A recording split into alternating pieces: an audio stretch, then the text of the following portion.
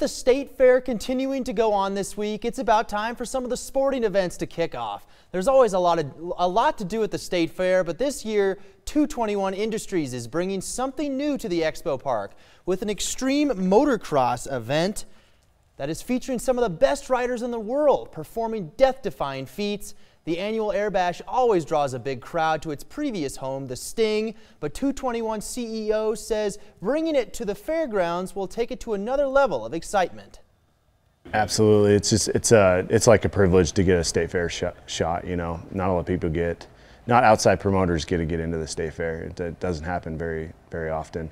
So yeah, it's awesome to have something built in. And when I brought it to Susan, you know, we wanted something with motorsports. I wanted to do a demolition derby last year, but the horse racing wouldn't allow it. So this is just yeah, I think it's going to go great. It's been getting some good reviews, and ticket sales are pretty steady, and sponsorships were awesome. So the community got behind it.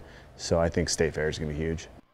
The show is set for 6:30 p.m. in the grandstands, Tuesday, July 31st. Tickets are available at Sports City Cyclery or online at goexpopark.com.